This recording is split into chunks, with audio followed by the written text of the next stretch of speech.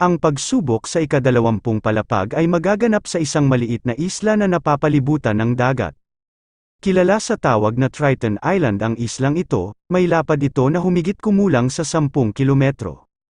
At dahil nga nasa tabi ito ng dagat, nagkalat ang mga tumutubong seagrass sa iba't ibang parte ng Triton Island. Iba't ibang klase rin ng mga halimaw ang naninirahan dito. Noong makarating na sina Yuan sa Triton Island ay sinabi niya na puno nga raw ng mga halimaw ang islang ito kahit na napakaliit lang nito. Namangha ang batang giant na si Buar at sinabing kagaya nga raw ng islang ito ang isla na pinangyarihan ng tutorial. Siguro nga raw ay dito sila kumuha ng inspirasyon. Tumawa ang batang giant na si YR at tinanong ang kuya niya kung natatandaan pa ba raw nito kung paano ito halos muntikan ng mamatay sa isang chimera. Nahiya naman si Buar kay Yuan dahil napakinig nito ang pangyayaring ipinaalala sa kanya ng kapatid niya. Iniba na ni Buar ang usapan at sinabing sumama nga raw sila kay Yuan dahil ipinagbilin daw sa kanila ng kanilang elder Urfa na gabayan nila ito sa testing site. Pero mukhang wala naman daw makakapalag at makakasindak kay Yuan. Sinabi rin ni Buar na parang napakadali nga rin daw sa kanila na tapusin ang pagsubok na ito. Sinabi ni Yuan na wala raw nakakaalam. Maaari rin daw na hindi ito isang normal na pagsubok. Ipinahayag ni YR na maging ang mga ranker mula sa kanilang kampo ay nakabantay rin sa pagsubok na ito. Pero hindi nga lang daw sila makapunta doon sa takot na baka maging isang war zone ang lugar na ito. Sinabi ni Buar na malamang nga raw ay napakalaki ng pinagkaiba nito kaysa sa mga nagdaang pagsubok. Naisip ni Yuan na mukhang nakahanda na nga raw si Elder Urfa at gumawa na rin ito ng isang malaking desisyon. Napakaingat nga raw ng mga giant, nakapagtago nga raw ang mga ito ng napakatagal simula pa nung kauna-unahang Gigantomachie. Hindi nga raw maaaring ang pinakamalaking kalaban nila na mga taga-Olympus ay hindi mapapansin ang nagaganap na pagbabago. Kapag nga raw nagkaproblema, hindi nga lang daw paniniwala ng mga giant sa kanya ang siyang mawawala. Kaya kailangan niya nga raw mahanap ang Stone of the Sea. Habang nag-uusap si Yuan at ang magkapatid na giant, ay dumating ang notification na mag-uumpisa na raw ang pagsubok matapos ang 10 minuto. Sinabi ni Yuan na kailangan na nga raw niyang umalis, ipapaubaya na niya raw sa dalawang magkapatid ang lahat. Sinabi rin ni Yuan na sa nakikita niya nga raw na pagpapasama ni Elder Urfa sa dalawang magkapatid, ay mukhang nagbago na nga raw ng napakalaki ang sitwasyon ng mga giant. Kaya wag na nga raw ang mga itong mag-alinlangan at ipakita na nila ang kanilang taglay na lakas. Napangiti si Buar nang marinig nito ang mga kaluskusan sa likod ng mga damuhan, wala nga raw sa pagbibiro pero matagal na niya nga raw hinihintay na dumating ang araw na ito. Nung nagsimula ng lumakad paalis si Yuan ay naglabasa na rin ang mga players na kanina pang nagtatago. Sinabi ni Buar na wag na raw mag-alala si Yuan at ituloy lang nito ang kanyang pag-alis. Sila na nga raw ang bahala sa mga taong ito. Sinabihan ng kalbong lalaki ang mga kasamahan niya sa Crimson Wolf Guild na wag daw ng mga itong hayaang makalayo si Yuan. Kailangan nga raw nila itong mapatao bago pa ito makarating sa mismong paggaganapan ng sunod na pagsubok. Sasabihin pa sana ng kalbong lalaki na pipitsugin lang daw ang mga giant kaya mag-focus lang ang mga ito sa kanilang misyon, nang may bigla siyang naramdaman sa kanyang katawan. Sa bilis ng paggalaw ni Buar ay hindi na malaya ng kalbong lalaki na nakalapit na pala ito. Hindi siya halos makahinga sa ginawang pagsakal sa kanya ng batang giant. Nagkaroon ng malakas na pagsabog sa lugar na pinagbagsakan ni Buar sa nahuli niyang kalbong lalaki. Sa bilis ng pangyayari ay nagtataka ang ilang miyembro ng Crimson Wolf Guild kung bakit nagkaroon ng pagsabog. Kahit nahihirapan ng makapagsalita ay nagyabang pa rin ang kalbong lalaki at tinawag na mga duwag ang mga giant. Tinanong rin ito si Buar kung gusto na ba raw talaga nilang mamatay. Tumugon naman si Buar sa pagtawag ng kalbong lalaki sa kanilang mga giant ng duwag. Sinabi niya na mukhang hindi na raw sila pwedeng tawagin ng mga ito ng ganoon. Napalingon sa kanyang tabihan ang kalbong lalaki nang marinig nito ang pagbagsak ng isa sa mga kasamahan niya sa Crimson Wolf Guild. Inatake rin pala ang kasamahan niya ng isa pang batang giant na si YR. Matapos patumbahin ang isang lalaki ay hinawi ni YR ang dugo na tumalsik sa kanyang mukha. Napansin ni YR na pinapanood siya ng kalbong lalaki kaya tumingin din siya dito at tinitigan niya ito ng masama. Kinilabutan ang kalbong lalaki sa tagus-butong pagtitig sa kanya ni Nawayar, naisip niya na ibang-ibang araw ito kumpara nung una niya itong makita. Sinabihan ni Buar ang kalbong lalaki na pasensya raw dahil ipaparating niya raw dito ang bagong balita. May permiso na nga raw sila ngayon na labanan ang mga tao. Mas hinigpitan pa ni Buar ang pagkakasakal sa kalbong lalaki, at habang nakangiti ay tinanong niya ito kung nakahanda na ba raw itong magsaya.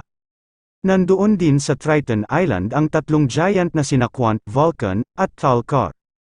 Kasama ang magkapatid na sina Buar at Nawayar ay kinakaharap nila ngayon ang mahigit sa 40 miyembro ng Crimson Wolf Guild. May dalawang nag-uusap na personalidad sa tuktok ng mga naglalakihang bato. Sa liit ng Triton Island ay maririnig ang tunog ng labanan sa pagitan ng mga miyembro ng Crimson Wolf Guild at ng 5 giant. Habang hawak ang isang player kit ay inuulit ng isang lalaki ang mga impormasyon na kanyang narinig. Sinabi ng 20th floor test examiner na si Theseus na batay nga raw sa narinig niya. Nakapagligtas nga raw si Yuan ng mga batang giant at ang nagdala ng impormasyon na ito ay si Horang na isang executive ng Crimson Wolf Guild. Sumagot naman ang kanang kamay nitong lalaki at sinabing tama nga raw ito. May dumating pa nga raw ngayon na karagdagang impormasyon na pinoprotektahan ng mga giant si Yuan sa pagdating nito sa Triton Island. Sinabi ni Theseus na kahit gaano pa raw kababaliw at kahuhusay ang mga taga Crimson Wolf Guild ay wala raw ang mga itong magagawa laban kay Yuan. 2 beses na nga raw itong nakaligtas sa mga kamay ng Olympus. Binanggit ni Theseus na nagpakalat na nga raw siya ng ilang tao mula sa bureau para pigilan si Yuan na makakuha ng pagsubok. Saka nga raw nila susunggaban si Yuan kapag nakatuon na ang pokus ng laki at ng administrator sa nagaganap na pagsubok. Pinahayag ng kanang kamay ni Theseus na kakaiba nga raw ang nangyayari ngayon na pagtulong ng mga giants sa isang tao. Karamihan nga raw sa mga ito ay kinamumuhian ang mga tao ng dahil sa naganap na gigantomachi. Tinanong din nito si Theseus kung tingin ba raw nito ay nawala na ang kawalang tiwala ng mga giant sa mga tao nang dahil lang sa pagliligtas ni Yuan sa 2 batang giant. Pagkasagot ni Theseus nang hindi niya rin daw alam, ay naalala nito ang pag-uusap nila ng kanyang ama na si Poseidon. Sinabi ni Poseidon na itinatago nga raw ng mga giants ang Stone of the Sea. Ipinag-utos ni Poseidon na hanapin daw ni Theseus ang Stone of the Sea habang nagtatrabaho ito bilang isang test examiner ng ika-20 palapag. Kapag nga raw nahanap ito ni Theseus ay kikilalanin na siya ng kanyang ama bilang isang tunay na anak kahit na isa siyang anak sa labas.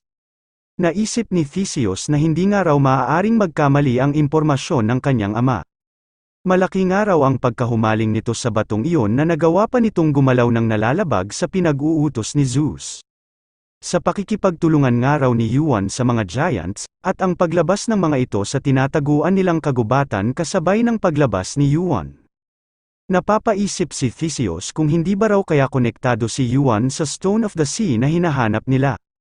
Wala na nga raw siyang ibang maisip na dahilan para makipaglaban muli ang mga giant at makipagtulungan kay Yuan. Hindi naman nagustuhan ni Theseus ang mensahe na natanggap niya sa kanyang player kit. Humingi ng pasensya ang Crimson Wolf Guild executive member na si Horang at sinabing nakatakas daw sa kanila si Kim Yuan. Sa itaas ng isang malaking tipak na bato ay may nakatayong isang lalaki. Ito ay ang bida nating si Kim Yuan na nakahanda na sa pag-uumpisa ng 20th floors test. Naisip ni Yuan na may ilang sagabal nga raw ang gustong pumigil sa kanya pero nagawa pa rin niyang makarating sa loob ng testing site. Sigurado nga raw siya na hindi malalagay sa panganib ang mga giant na tumulong sa kanya lalo na't sabik na ang mga itong pumalag sa mga dating nang mamaliit sa kanila. Sa pagsisimula ng pagsubok ay dumating ang mga notification ng mga nilalaman nito. Marami raw klase ng sea monsters ang naninirahan sa maliit na isla ng Triton. Sa loob nga raw ng susunod na 12 oras ay kailangan nilang pumatay ng mga halimaw at makakuha ng Hearts of the Sea na isang quest item. Mabibigyan nga raw sila ng karagdagang contribution points depende sa bilang ng Hearts of the Sea na kanilang makukolekta. Naisip ni Yuan na ang pagsusulit raw na ito ay kagaya ng Capture the Flag na ginawa niya sa ika-11 palapag. Ang pinakakaibahan lang daw nito ay wala itong limit kung ilang tao ang maaaring makapasa. Sigurado nga raw siya na nangangarap ngayon ang mga kasabayan niyang player sa pagkuha nila ng pagsubok, na makakaakyat sila sa sunod na palapag habang nasa loob sila ng mga bagong gawa nilang team. Nakakaramdam nga raw si Yuan ng awa para sa mga ito. Tumalon si Yuan sa itaas ng malaking tipak na bato. Kaya nga raw siya naaawa sa mga ito ay dahil maliban lang daw sa kanya, lahat daw ng mga ito ay babagsak. Sa pagtalon ni Yuan ay lumangoy ito papunta sa ilalim ng dagat. Habang lumalangoy ay naisip niya ang pag-uusap nilang dalawa ni Elder Urfa. Ang pag-uusap na ito ay ang pagtatanong ni Elder Urfa kay Yuan na narinig nga raw niya na hinahanap nito ang Stone of the Sea. Pero hindi nga raw gaya ng mga chismis, wala raw talaga sa kanila ang batong ito. Sinabi rin ni Elder Urfa na kahit wala nga raw ito sa kanila, alam niya naman daw kung nasaan ito. Itinuro ni Elder Urfa kay Yuan na para magising nga raw ito, kailangan niya nga raw puntiryahin ang sikmura imbis na likod nito. Alam niya nga raw na mas maraming halimaw kaysa sa mga isda ang makakaharap ni Yuan, pero kahit nga raw magtagumpay si Yuan na makaligtas at makalampas sa mga halimaw na ito, ay ang natatapos pa lang daw nito ay ang pinakaunang sagabal sa pagkuha ng Stone of the Sea. Habang gumagamit ng skill na Cinder Ice ay naisip ni Yuan ang tanong sa kanya ni Elder Urfa kung magagawa niya ba raw ito. Sa pagtingin ni Yuan sa isang nagliliwanag na parte ay patuloy ang pag-alala niya sa tanong sa kanya ni Elder Urfa kung magagawa ba raw niyang makuha ang Stone of the Sea. Sa pagsisimula ng pagsubok ay naging aktibo na rin ang mga halimaw na naninirahan sa kalupaan ng Triton Island. Sa mga sandaling ito ay 6 na oras 18 minuto at 20 segundo pa ang oras na natitira sa nagaganap na pagsubok. Pagkatumba ng isang sea monster ay nagtanong ang isang lalaki kung ayos lang ba raw ang lahat.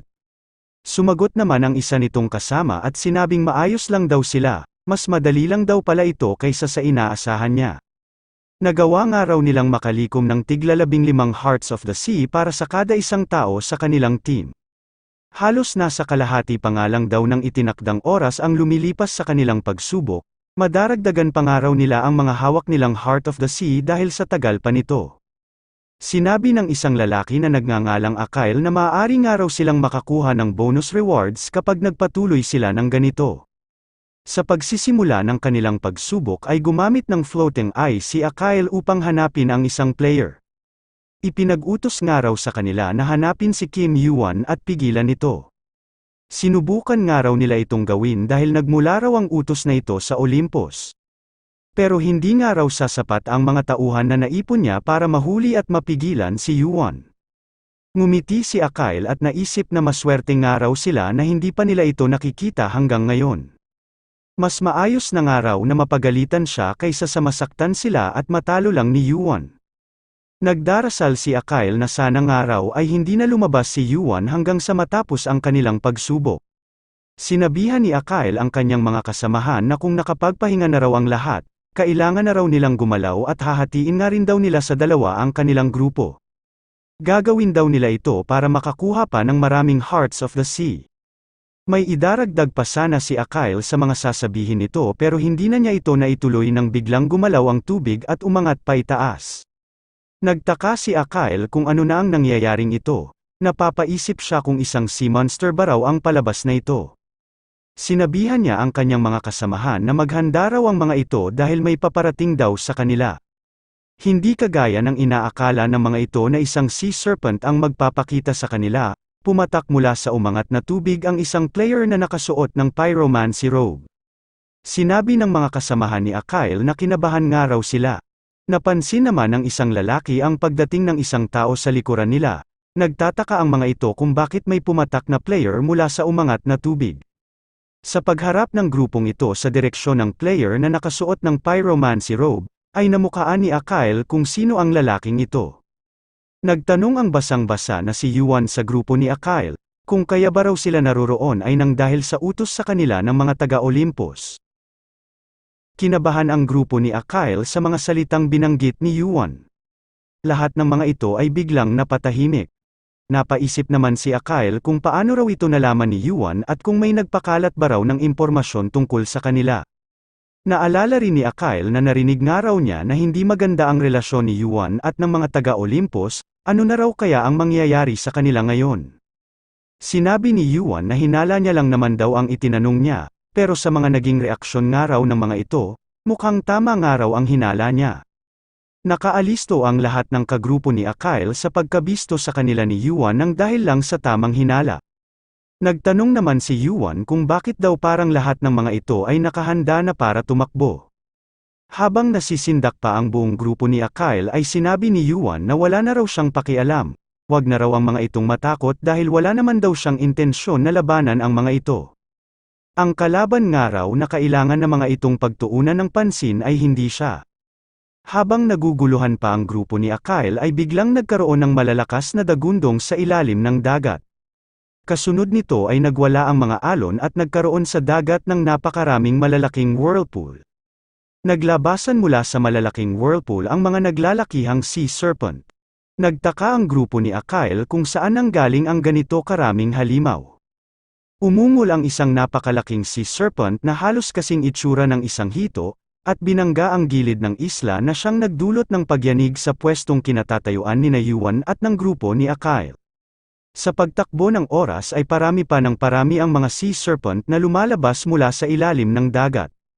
Sinubukang bilangin ni Akyle kung ilang sea serpents na ang makikita doon, pero hininto na niya ito sa patuloy na pagdami ng mga naglalabasan na sea serpents. Tinawag ng isang lalaki ang pinuno ng kanilang grupo na si Akyle at sinabing may malaki raw silang problema. Sinabi ng isa pang lalaki na may malaking bilang rin daw ng halimaw ang nagmamadaling lumalapit papunta sa kanila. Sinabi rin ito na kailangan na nga raw nilang tumakbo at kung ano ba raw kaya ang ginagawa ng kanilang test examiner sa mga sitwasyong ito. Kapag nga raw hindi sila agad nagmadali ay mawawala na ang tanging madaraanan nila para makaatras. Kailangan na nga raw nilang umalis sa islang ito. Sinabi ng isang lalaki na kapag daw umalis sila ng isla, ay madidiskwalipikado raw sila sa kanilang pagsubok. Sumagot naman ang isang lalaki na hindi na raw ito importante sa ngayon, may mali nga raw sa pagsubok na ito. Sinalungat naman ni Yuan ang nabanggit ng lalaki at sinabing wala naman daw mali dito. Habang inihahanda ang kanyang espada ay sinabi ni Yuan na itinatama lang daw ngayon ang pagsubok sa dati nitong nilalaman. Hindi naman maintindihan ng mga kagrupo ni Akyle kung ano ang sinasabi ni Yuan. Hanggang sa natanggap ng mga player ang notification na isinasaayos daw ngayon ang pagsubok. Inalala ni Yuan ang sinabi sa kanya ni Elder Urfa na kailangan niya raw mabura ang simbolo ng araw at buwan sa tapat ng sikmura upang maalis ang seal nito. Kapag nga raw nakawala na ito pagkatapos nitong maalis sa pagkakakulong, ay doon na rin daw magbabago ang difficulty ng pagsubok. Gulong-gulo si Akyle sa nalaman niya mula sa system notification, kung may magaganap nga raw na test reorganization, para saan pa raw ang pagkolekta nila ng kristal na tinatawag na Hearts of the Sea. Binitawan na ni Akyle ang mga hawak nitong kristal matapos siyang tawagin ng isa niyang kasamahan at sinabing tumakbo na raw sila. Naisip ni Yuan ang sinabi sa kanya ni Elder Urfa na maaari nga raw magbago ang pagsubok at kakailanganin pa niya itong talunin. Kapag nga raw naging ganoon ang nilalaman ng pagsubok ay doon na rin lalabas ang Stone of the Sea bilang isang reward. Kapag nangyari nga raw ang lahat ng ito, ang pagsubok daw ay pangangasiwaan na ng administrator na kahit ang mga taga-Olympus ay hindi na maaaring makialam pa.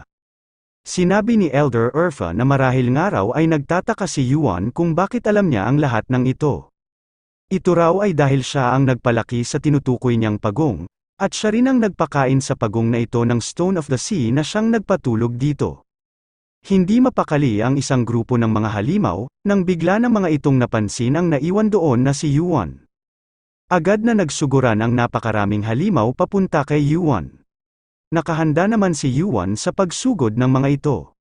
Madaling napapatay ni Yuan ang mga halimaw na umaatake sa kanya dahil sa kakulangan ng mga ito ng utak upang makapagdesisyon.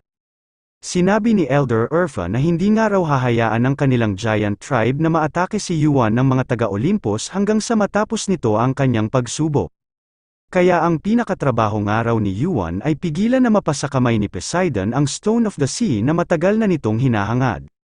Nakahandusay ang mga katawan ng mga halimaw na pinatay ni Yuan. Balewala sa kanya ang pakikipaglaban sa mga halimaw na ito hindi gaya ng pakikipaglaban niya habang nagsasanay siya kasama ng mga giant. Naisip ni Yuan na mukhang naramdaman nga rin daw ng mga halimaw ang presensya ng Stone of the Sea kaya hindi sila ngayon mapakali sa paghahanap kung nasaan ito. Kung kahit nga raw maging ang mga halimaw na ito ay naramdaman ang Stone of the Sea, Malamang nga raw ay nagkakagulo na ngayon sa Olympus kung ano na ang kanilang gagawin. Napagtanto na raw siguro ng mga ito na wala na sa kanilang kontrol ang nagaganap na pagsubok. Dumating ang notification na matagumpay raw na naisaayos ang pagsubok, magpapakita na raw ngayon ang sea turtle. Kasunod noon ay nagkaroon ng malakas na pagyanig sa buong Triton Island. Nataranta rin ang mga halimaw na dapat ay susugod kay Yuan at nagtakbuhan ang mga ito upang magtago sa kanilang kampo na tinitirhan. Ilang minuto na nga raw ang lumipas nung alisin ni Yuan ang seal ng sea turtle, napakatagal nga raw nito bago magising. Sinisigurado ni Yuan kung tama ba raw ang direksyon na kanyang pinupuntahan. Habang naglalakad ay natanggap niya ang notification na ang katawan daw ng sea turtle ang siyang magsisilbing testing site. Kailangan daw nilang talunin ang sea turtle upang makuha nila ang Stone of the Sea bilang reward.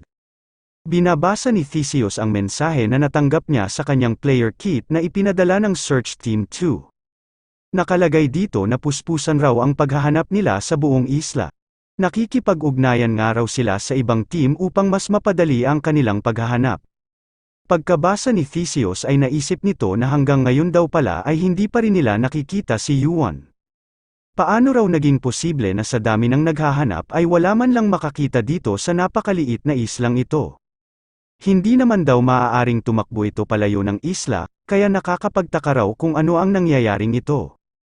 Naisip din ni Theseus na parang may kakaibang araw na nangyayari. Panay nga raw ang paggalaw at pagyanig ng buong isla at bigla na lang mga nagwala ang mga halimaw na naninirahan dito. Napakagat ng labi ang nalilito na si Theseus at iniisip kung ano raw kaya ang pinaplanong gawin ni Yuan. Bigla namang natanggap ni Theseus ang notification na isasaayos na raw ang pagsubok. Nagtataka si Theseus kung ano ang tinutukoy ng notification, nang bigla pa itong nasundan ng isang mensahe na sa pilitan daw siyang sinipa papalabas ng test site dahil sa kakulangan niya ng requirements. Habang nakatungtong si Theseus at ang kanang kamay nito sa mga naglalakihang tipak ng bato ay naramdaman nila ang hindi maipaliwanag na pagbabago sa kanilang kapaligiran. Hanggang sa huminahon na ang nararamdaman nilang ito at napadpad sila malapit sa isang kagubatan. Nagtaka si Theseus kung bakit bigla na lang silang napunta sa lugar na yon.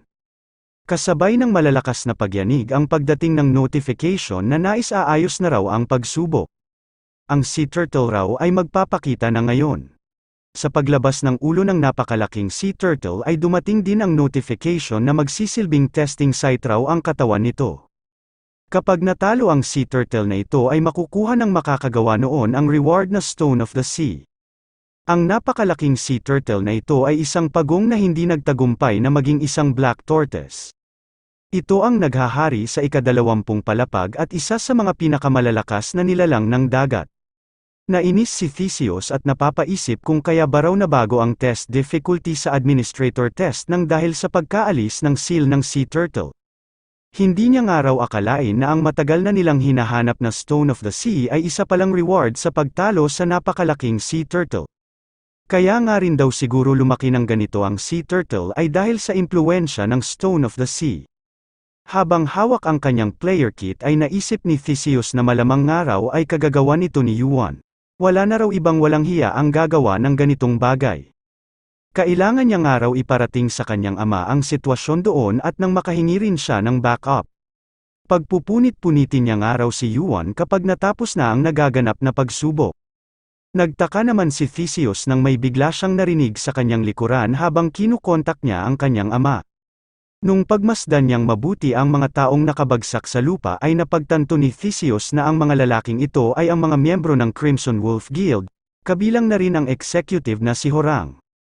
Mas naging seryoso ang mukha ni Theseus matapos niyang makita ang mga natalong taga-Crimson Wolf Guild.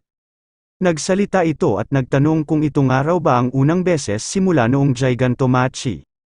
Tinawag niya sa pangalan na Sutar ang nagliliyab na giant at sinabing matagal-tagal na nga raw silang hindi nagkikita.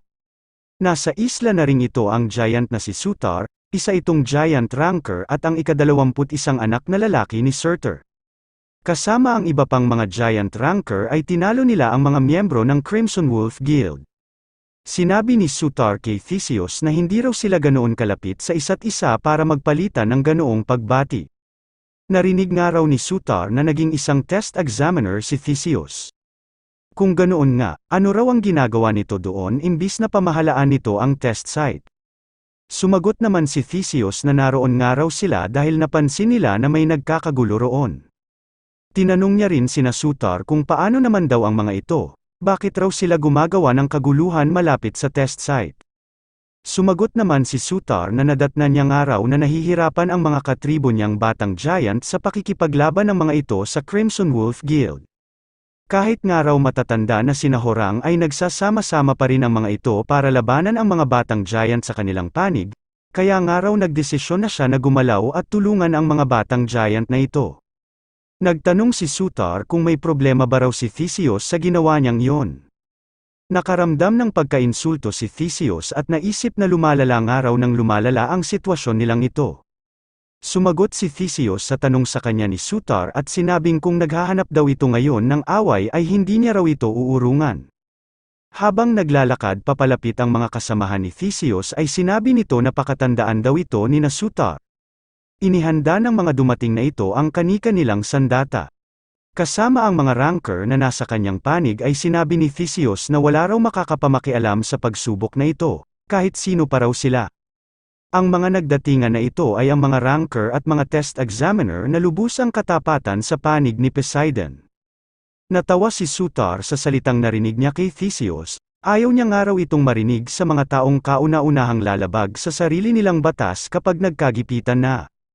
Sinabi ni Sutar na tingin ba raw ni Theseus na silang mga giants ay manggugulo sa isang pagsubok o mag-uumpisa ng kung ano paman.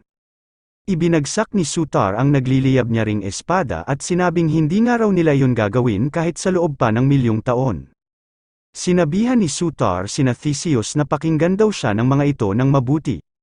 Naroon daw sila upang sundin ang utos ng kanilang elder na si Urfa. Gaya nga raw ng inutos nito sa kanila. Simula raw ngayon, silang mga giant ay nakahandang suportahan ang anumang gagawin ng player na si Kim Yuan. Sa ibang dako ng isla naman ay mabilis ang paggalaw ng isang lalaki. Mabilis din ang ginagawa nitong pagpatay sa mga halimaw na nakakasalubong niya. Walang kalaban-laban ang mga halimaw na ito sa mabilisang galaw ng player na pumapatay sa kanila. Walang ubos ang mga halimaw na humaharang sa dinaraanan ni Yuan. Kahit napakarami ng mga sumusugod na ito ay wala silang magawa sa mabilis na pag-atake ni Yuan gamit ang kanyang espada. Sa gitna ng pakikipaglaban ni Yuan ay may bigla siyang napansin, nakita niya ito sa tulong ng kanyang naka-activate na Cinder Eyes. Ginamit din ni Yuan ang sensory field habang tinitingnan ang mga nangyayari sa isang parte ng isla. Sa paggamit niya ng dalawang sensory skills, kahit napakalayo ng kanyang tinitingnan ay natukoy ni Yuan na naroon rin daw ang giant na si Sutar. Mga bigating giant ng araw ang mga dumating doon, mukhang malaki ng araw ang isinusugal ni Elder Urfa sa mga nangyayaring ito. Tumalon si Yuan ng mabilis sa gilid ng isang bangin. At tinapat nito ang pagtalon niya sa bibig ng napakalaking sea turtle. Habang pababa mula sa ere ay naisip ni Yuan na hindi niya nga raw dapat biguin si Elder Urfa at ang iba pang mga giant. Sisiguraduhin niya nga raw na mapapasa kamay niya ang Stone of the Sea. Nagsuguran ang mga malalaking sea serpent nang mapansin ng mga ito ang bumabagsak na si Yuan. Hindi man lang nakaramdam ng kaba si Yuan sa paglapit sa kanya ng mga sea serpent. Bagkus ay sinamantala pa niya ito at tinuntungan ang nailaga niyang sea serpent na siyang ginamit niyang intrahan upang mapabilis ang pagpasok niya sa bunganga ng napakalaking sea turtle. Nagsunuran rin kay Yuan ang mga naglalakihang sea serpent papasok sa loob. Pagkarating ni Yuan sa loob ng sea turtle ay nag-activate ang special effect ng kanyang espada na Edge of Nightfall. Sa ilalim nga raw ng impluwensya ng kadiliman, ang stamina regeneration speed ni Yuan ay aangat. Umangat ito hanggang sa 112%. Sa ilalim din ng impluwensya ng kadiliman, umangat din ang mana regeneration speed ni Yuan. Pumatak sa 56% ang pag-angat ng kanyang mana regeneration speed. Habang pinapatay ni Yuan ang isang sea serpent ay natanggap niya rin ang notification na sa ilalim din ng impluwensya ng kadiliman, ang kanyang amplification speed ay aangat. Gaya ng kanyang mana, umabot din sa 56% ang pag-angat nito. Walang awa na pinaslang ni Yuan ang mga halimaw na sumusugod sa kanya. Habang ginagawa niya ito ay hindi niya maiwasan na hindi matalsikan ng dugo mula sa mga pinatay niyang halimaw. Nagpakawala rin si Yuan ng skill na Holy Fire na nagbigay ng malakulay lilang liwanag sa madilim na kapaligiran. Hindi malaman ng mga Sea Serpent ang gagawin nila upang maalis ng mga ito ang mapinsalang Holy Fire na bumabalot sa kanilang katawan. Wala nang inaksayang oras si Yuan at agad na sinugod ang mga Sea Serpent na nakakaramdam ng matinding init at hindi na siya naghintay sa unti-unting pagkamatay ng mga ito sa kanyang skill na Holy Fire. Natanggap muli ni Yuan ang notification na kailangan raw niyang matalo ang Sea Turtle upang makuha niya ang reward na Stone of the Sea. Habang pinapatay ang mga Sea Serpent ay sinabi ni Yuan na ayos nga raw, ipagpapatuloy niya nga raw ang ginagawa niyang ito.